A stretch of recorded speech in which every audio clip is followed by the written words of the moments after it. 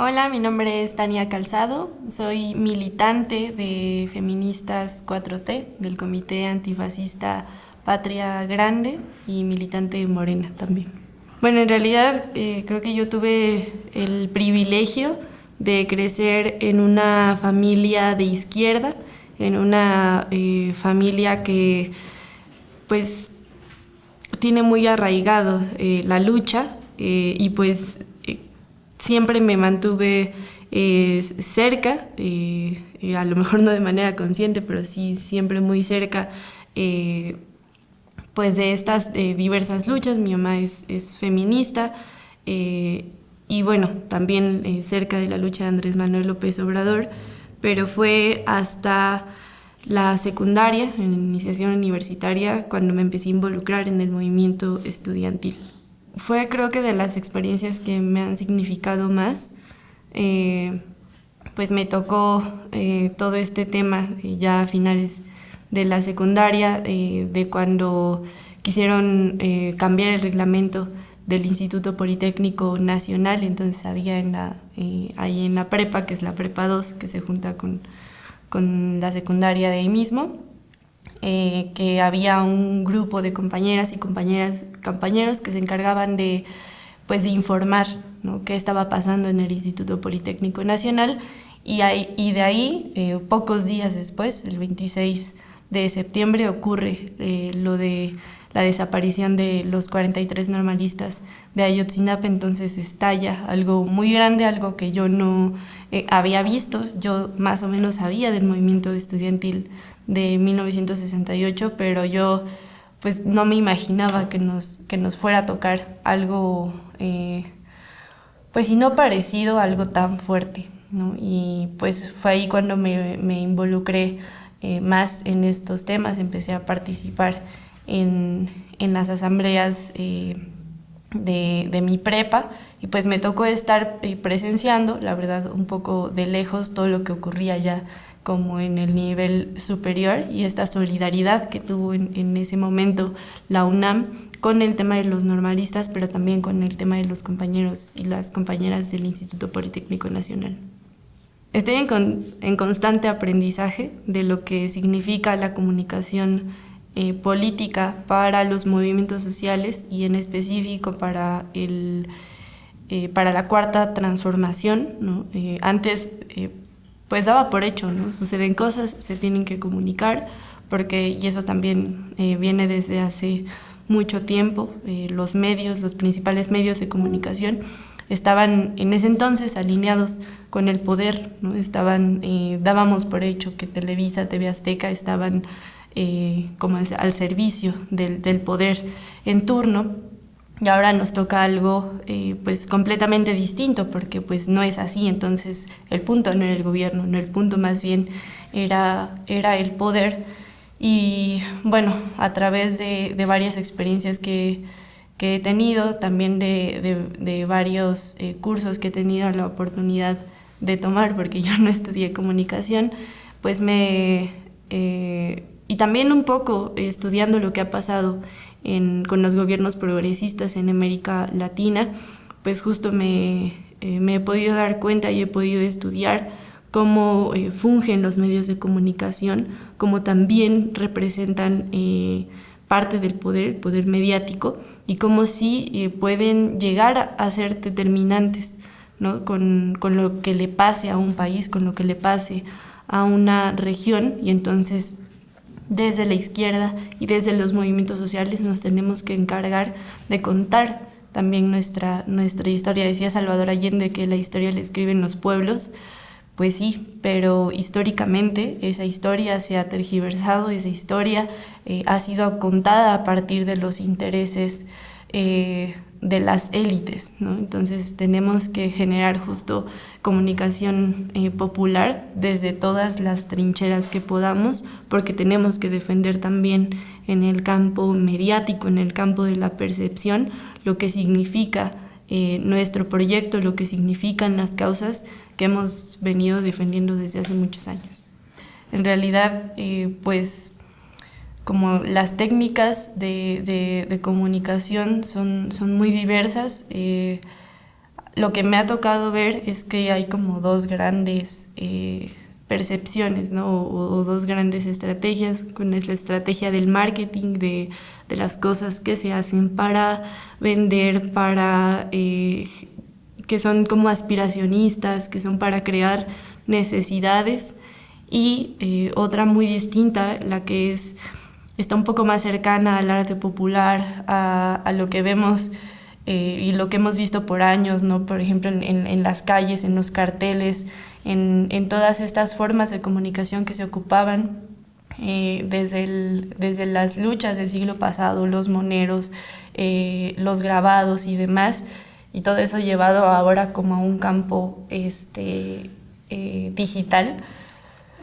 Pero bueno, también es muy importante como estos códigos, el poder explicar cosas que parecieran complejas o que pareciera que necesitamos tener cierta formación técnica para entenderlas, y traducirlas a un lenguaje mucho más sencillo, ¿no? Y no porque tengamos que explicarles a personas que no saben, es porque hay personas que son especialistas en ciertos temas, como en la salud, como en el ejercicio de la política, como en la economía, y creo que uno de los grandes retos es poder explicar todo esto en palabras que todas y todos podamos comprender. Pero bueno, una evidentemente tampoco es experta en esos temas, entonces pues no es algo que los insumos de comunicación no se generan con una sola persona, ¿no? En este caso yo no genero los insumos sola. Muchas veces hay que ser muy autodidactas, eso es cierto, pero la verdad es que la construcción de la comunicación política también es creo que es un tipo de militancia, y como todas las militancias tienen que ser colectivas. Y entonces siempre en una organización política, en un movimiento social, habrá quien le sabe a la economía, habrá quien le sabe a la salud, y entonces ahí se generan estos flujos importantes de comunicación para que una que es comunicadora pueda entender el tema y podamos hacer algún insumo que sea bonito, que sea llamativo, que sea visualmente limpio, que conecte también con estos sentimientos de lucha, y que sobre todo transmita el mensaje que queremos transmitir. Es bien chido porque en fotografía aprendes de composición, aprendes también temas un poco más técnicos como los tamaños, las resoluciones, que eso pareciera luego no importar mucho, pero ya al momento justo de trabajar en comunicación digital, el saber de temas de resolución, de píxeles y demás, se vuelve muy necesario. Yo no lo entendía hasta que ya justo lo tuve que aplicar. También la composición de colores, ¿no? Hay una cosa que se llama la teoría del color, que en algunas carreras de fotografía te enseñan. Entonces eso también es muy importante, y porque por lo menos bueno, en el tipo de comunicación, en el tipo de contenidos que yo hago, ocupo mucho las fotografías. Entonces justo luego ocupo mi acervo o sé dónde buscar acervo que sirva para estos insumos. Creo que yo me he reconocido feminista desde hace mucho, sin embargo no había formado parte de un grupo o de una colectiva. Mi gran maestra fue mi madre, que hacía talleres con compañeras en la Sierra de Oaxaca, que es de donde somos. Y ya después, cuando estoy militando ya de lleno en la Cuarta Transformación, conformamos Feministas 4T en el marco del 8 de marzo. Y bueno, ahí fue un parteaguas, porque justo una de las narrativas de la derecha es que el feminismo está peleado con el obradorismo, con la Cuarta Transformación, porque no es feminista y demás. Y nosotras más bien defendemos el discurso de que el feminismo tiene que ser de izquierda, y que la agenda feminista, que estamos en un momento histórico en donde la agenda feminista puede tener un avance muy importante, y que además pretendemos que sea un avance que no sea revertible, y que quienes en realidad han estado históricamente en contra de las mujeres, en contra de los derechos de las mujeres, son los conservadores, y es la derecha, que aunque hoy se vistan de morado y se pongan pañuelos verdes y demás, sabemos que en el fondo defienden un sistema que tiene su raíz y que tiene uno de sus principales pilares en el patriarcado, ¿no? Es un debate muy, muy amplio. Claro que hay cosas que podemos mejorar desde la cuarta transformación, en específico con la agenda feminista, pero es que también no había habido un momento histórico en el que hubiera tantas mujeres feministas en el gobierno y tomando decisiones, y eso es algo muy importante. Apenas ayer se despenalizó el aborto en Guerrero, y es que no es para menos, son las legisladoras de Morena y son las legisladoras de la Cuarta Transformación que junto con las organizaciones de compañeras feministas, con las colectivas respectivas de cada estado, han logrado ir despenalizando en diferentes estados de la República nuestro derecho a decidir. Entonces, yo creo que eso es algo que no se puede negar, y todavía la derecha encima se monta en esos logros. A nosotras nos parece muy hipócrita, muy falso, pero también creo que estamos a la altura de decir, bueno, el punto es que justo logremos comunicar cómo es que se están conquistando esos derechos y dejemos ya que la oposición caiga en sus propias falsedades, ¿no? En realidad, bueno, la ciudad, además se despenaliza en la Ciudad de México bajo un gobierno progresista, como entonces era el PRD, ahora ya no es nada parecido, pero finalmente también se despenaliza. Entonces, el proceso de despenalización del aborto en México básicamente ha sido en momentos históricos en donde la izquierda está en el poder, ¿no? Y desde la derecha nos quieren contar otra cosa. Por eso es que genera de pronto tanto enojo ver a Acción Nacional, ver a Movimiento Naranja, que finalmente es el PAN Naranja, montarse en la lucha feminista, o a senadoras que como Kenia López se montan diciendo que están sufriendo violencia política de género y demás, para seguir defendiendo un sistema en el que ellos mismos nos envolvieron en una condición de desigualdad muchísimo peor que la que veníamos viviendo, ¿no? Entonces, pues sí, la verdad es que tiene que ser un momento histórico en el que, como ya decía, avancemos de manera irreversible en la agenda feminista, y en el que tiene que quedar claro que el feminismo es de izquierda. El feminismo no se puede dar en el neoliberalismo, es un oxímoron, ¿no? Pero bueno, la solidaridad con los pueblos del mundo, esa es otra cosa que ya se venía trabajando desde mucho antes, pero bueno, la izquierda no estaba en el poder, y a lo mejor se veía ahí un poco limitada las acciones de solidaridad que podíamos tener, porque bueno, aparte aquí también librábamos una lucha todos los días y de pronto era difícil, ¿no? Sin embargo, también pues esta militancia antifascista y solidaria con los pueblos del mundo, sobre todo con los pueblos de América Latina, se da por dos cosas en especial, y es que nos reconocemos como latinoamericanos, como latinoamericanas, que venimos de un proceso histórico de conquista extremadamente violenta, en el que pasamos por la esclavización, y que hoy sigue teniendo un racismo muy internalizado, ¿no? En nuestra sociedad, y seguimos siendo quienes representan la mano de obra del norte global, quienes representan los países de donde creen que pueden seguir saqueando recursos y que pueden pasar encima de la soberanía de los pueblos para algo además absurdo, ¿no? Que es seguir acumulando capital y que es seguir haciendo más ricos a los más ricos. Y pues sí, desde que llega Andrés Manuel a la presidencia, y desde las declaraciones que ha tenido sobre política internacional, pues queda muy claro que efectivamente México está volteando al sur, ahora no solo, como dice, una militancia desde las organizaciones, sino que además porque eso no se ha abandonado, también se está haciendo desde el gobierno, y los ejemplos creo que son muchísimos, ¿no? Recibimos al compañero Evo Morales, al hermano Evo Morales, cuando fue el golpe de Estado en Bolivia, un golpe de Estado además tremendamente fascista, un golpe de Estado del que además no estamos exentos, ¿no? Y eso es algo también muy, muy importante, ¿no? Se está ahí. Hay toda una estrategia mediática, política, para derrumbar a los gobiernos progresistas en América Latina. En este caso, cuando ocurre en Bolivia, en algo que además yo creo que muchos no esperábamos que fuera así. Creíamos que los golpes de Estado se habían quedado en el siglo pasado, ¿no?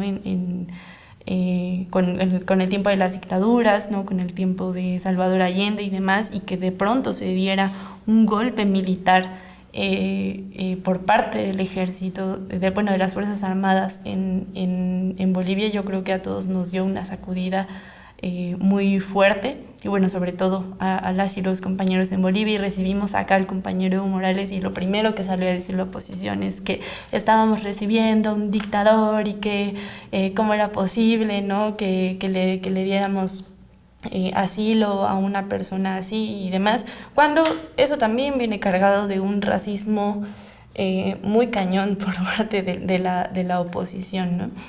Y justo ahí, justo es en ese marco en el que conformamos el Comité Antifascista Patria Grande, pero bueno, ahí también entramos en la pandemia unos meses después, que eso desactivó en gran medida pues varias acciones que se pudieron haber tenido, pero bueno, el mundo entero entró en una crisis sanitaria. Pero también hemos recibido a compañeros de la Revolución Ciudadana, de ecuatorianos, y bueno, los últimos sucesos yo creo que quedan más que claros, ¿no? Morena es un partido que se mantiene cercano con otros procesos revolucionarios en el mundo, con otros partidos políticos que defienden las causas más justas en sus respectivos países. Y bueno, últimamente tenemos la visita de Andrés Manuel López Obrador a América Central y al Caribe, y yo creo que deja marcada una agenda muy importante, pero además también rompe una mentira que nos ha querido vender el imperialismo, de que Cuba es lo peor, que es el peor escenario que le puede esperar a los pueblos del mundo y demás. Y yo creo que se empieza a desmentir esta idea de que Cuba es una dictadura y de que Venezuela también es una dictadura, porque en realidad están avanzando en derechos universales para sus pueblos de manera que no había avanzado prácticamente ningún país, por lo menos en nuestra región, ¿no? Y con un modelo económico totalmente distinto al que plantea Estados Unidos y al que plantea el neoliberalismo, ¿no? Y ese es en realidad el miedo que tienen, el miedo que tiene la derecha internacional, ¿no? De que se sepa que hay otras formas de hacer política, que hay otras formas de administrar la economía y los recursos que no representan saqueo, que no representan explotación, y que aún así pueden generar un buen nivel de vida, pueden generar derechos para todas y para todos. Creo que las juventudes en nuestro país estamos cada vez más politizadas. Muchas veces, y con toda la razón del mundo, obviamente, se ha generado un sentimiento de que todos los políticos son iguales, de que todos los partidos políticos son iguales, de que quien sea que llegue al poder, y cómo no, si venimos de décadas y décadas, de muchísimos sexenios en donde no importaba quién llegara al poder, de todas maneras iba a seguir operando para intereses particulares. No podemos culpar a las juventudes de eso, pero tampoco nos podemos seguir con esa finta y creer que entonces no hay nada que hacer y que no vale la pena organizarnos y que no vale la pena militar y que no vale la pena hacer alguna cosa, lo que sea, para cambiar nuestras realidades. decir que todo lo que hagamos lo tenemos que hacer de forma colectiva, no hay de otra, somos muchísimas personas, es un sistema entero el que tenemos que cambiar, y que con acciones individuales, pues claro que es un aporte, pero no nos podemos plantear miras muy altas, ¿no? Porque además también tenemos que entender que mi beneficio o mi bienestar depende del bienestar de todas y todos. No puede ser al revés. Nos han vendido la idea de que tenemos que, de este chaleganismo, ¿no? De que me tengo que superar y de que tengo que ser mejor que todas y todos los demás para que me vaya bien. Pero esa es una gran trampa y esa es una gran mentira que nos han contado. Solo de manera colectiva vamos a poder cambiar nuestra realidad. Hay muchas trincheras que cubrir, hay muchas cosas que cambiar, aunque al día de hoy nos está yendo bien como país, seguimos siendo oposición a nivel global, ¿no? El neoliberalismo, el capitalismo siguen siendo el sistema vigente a nivel mundial, y eso también hay que combatirlo. Y no hay personas que en este momento tengan más tiempo y tengan más energía que las juventudes de este país, y tenemos que sacar mucho jugo de eso, ¿no? Históricamente son las juventudes quienes han logrado grandes cosas en este país. Lo que tenemos hoy en materia de educación, por ejemplo, ha sido defendida históricamente por jóvenes. Entonces no podemos quedar mal con esas enseñanzas de las generaciones pasadas. Hola, soy Tania Calzado, militante de Morena, militante de Feministas por la Cuarta Transformación, y las invito a todas y a todos a que sigan la programación de la 4TV. Necesitamos dar la batalla también a nivel mediático, y necesitamos medios independientes desde donde podamos contar nuestras historias.